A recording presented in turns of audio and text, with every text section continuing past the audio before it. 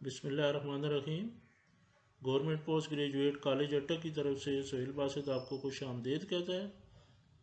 Solution assignment number 17।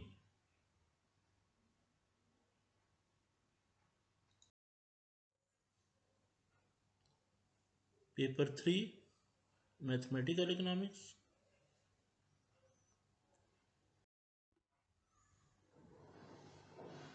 इसका chapter 19 third edition का chapter है, linear programming.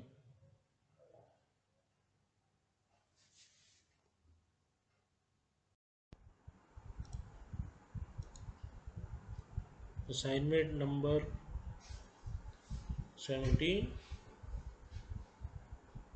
Class MA economics part 1, session 2019-21, subject economics, paper 3 mathematical economics, total marks 25, last date 17/9/2020 at 2 PM।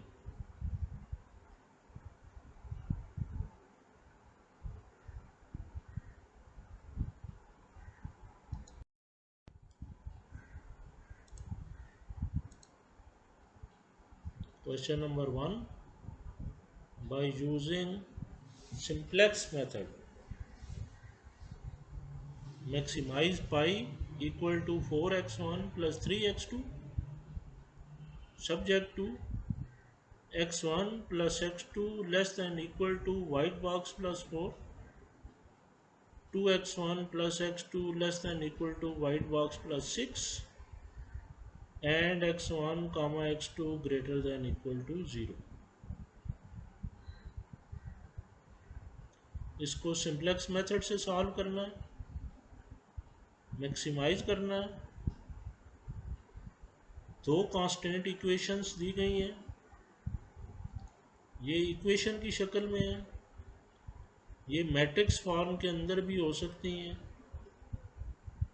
Matrix form के अंदर पहले matrix 2/2 का बना हुआ होगा, जिसमें x1 का कोफिशिएंट 1 है, x2 का भी 1 है, तो पहली रो में 1 1, दूसरी रो में 2 1 आएगा।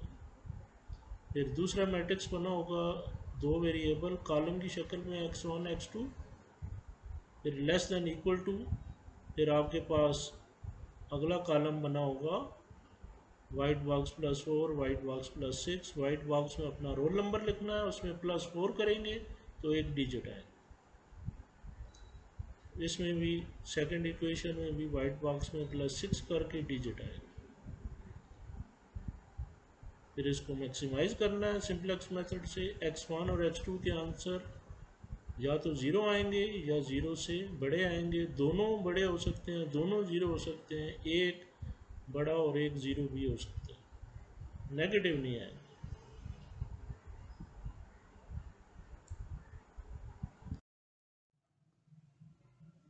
इंस्ट्रक्शन है, insert your roll number in the white box of question number 1, crop the solved pages, send the pages according to ascending or descending order, dark pages not accepted. If you make a single mistake you will get 0 marks. Separate send your assignment using WhatsApp number and not in the group of econometrics and advanced math. तो first instruction में जहाँ white box है आपको नज़र आ रहा है, अपना roll number put करना है और पहली इक्वेशन में 3 लिखा हुआ था, 3 ऐड करके फिर आपके पास इक्वेशन आएगी। नेक्स्ट में वाइट बॉक्स में 4 ऐड करना है और 4 ऐड करके तब आपके पास डिजिट आएगा। थर्ड इक्वेशन में वाइट बॉक्स में अपना रोल नंबर पुट करके +3 करना है, फिर आपके पास जो डिजिट आएगा उसको कंसिडर करना है। तो ये आपके पास लास्ट असाइनमेंट थी, फिर कॉलेजेस आई थिंक ओपन हो जाएंगे। 15 नंबर असाइनमेंट है ये।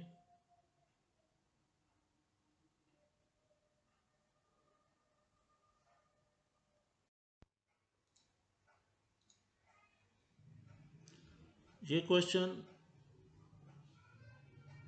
एक्सरसाइज नंबर 19.5 के अंदर दिया गया था।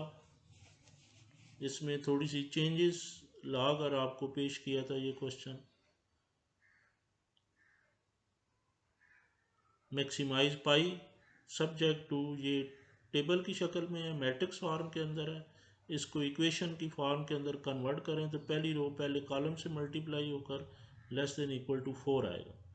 दूसरी रो कॉलम से मल्टीप्लाई होकर लेस देन इक्वल टू 6 आएगा। ये दो आए 1x1 1x2 less than equal to 4, 2x1 2x2 less than equal to 6। Simplex method से करना है। लेस देन का साइन ख़त्म करने के लिए इसमें सरप्लस ऐड होगा। S1 पहली इक्वेशन में, दूसरी इक्वेशन में S2। ये दो रो हो जाएंगी, एक बेसिक की रो हो जाएगी रो 3। रो 1 रो 2 और रो 3 का कोफिशिएंट 1 1। ये देखें x1 है x2 है, दो वेरिएबल हैं, दो s हैं s1 s2, कांस्टेंट और रफ वर्क। रो 1 का x1 का कोफिशिएंट 1, x2 का भी 1, s1 1, s2 पहली इक्वेशन में कोई नहीं है 0, और इसका कांस्टेंट जो है 4 है, ये 4 है। इस तरीके से x2 पुट कर लेना है। x3 रो 3 के जो कोफिशिएंट है वो साइन चेंज करके लिखने होते हैं। ये -4 और -3 करके लिखना, बाकी उसमें x1 s2 और कांस्टेंट कोई नहीं। अब जो है सोल्यूशन के लिए पहला जो है देखते हैं लास्ट रो में नेगेटिव में छोटी वैल्यू कौन सी है। तो ये -4 है, नेगेटिव वैल्यू देखते हैं तो इसका कॉलम बन जाएगा।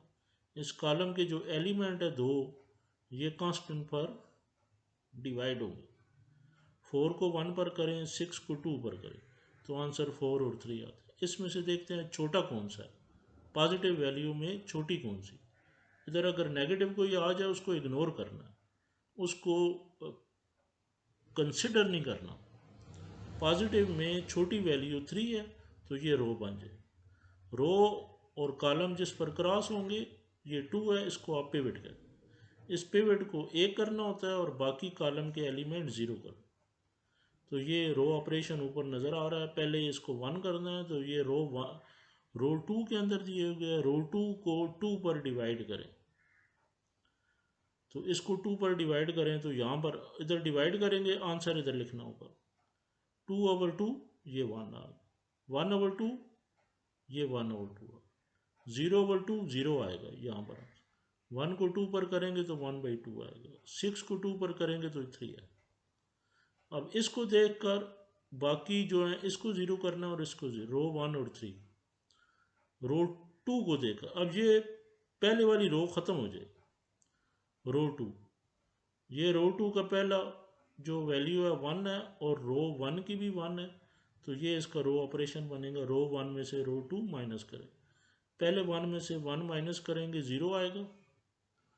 इस 1 में से 1/2 माइनस करें रफ वर्क में तो 1/2 आ जाएगा। इस 1 में से ये वाला 1 माइनस करें 0 तो 1 आएगा। 0 में से 1/2 माइनस करें तो -1/2। 4 में से 3 माइनस करें तो 1।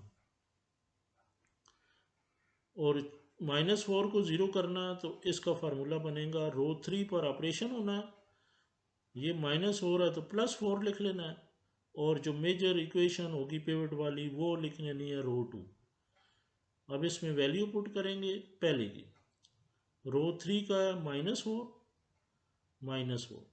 +4 और रो 2 का है 1, तो 4 - 4 0 आ जाएगा। इस तरीके से बाकी आपने सॉल्व कर लेंगे।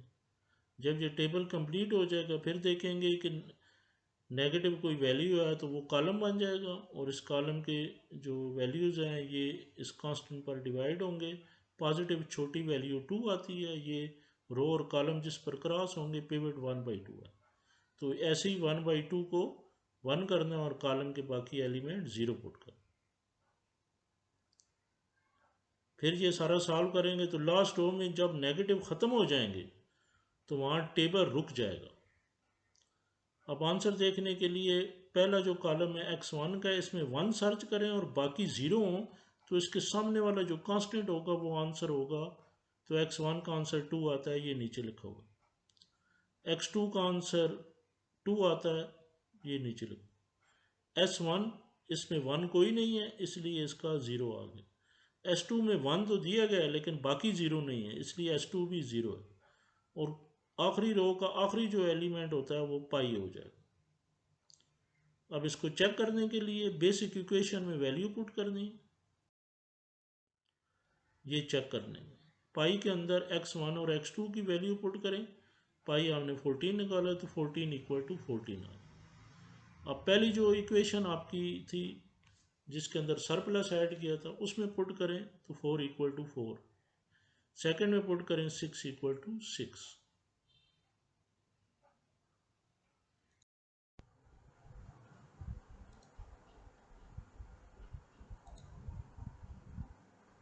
Best of luck.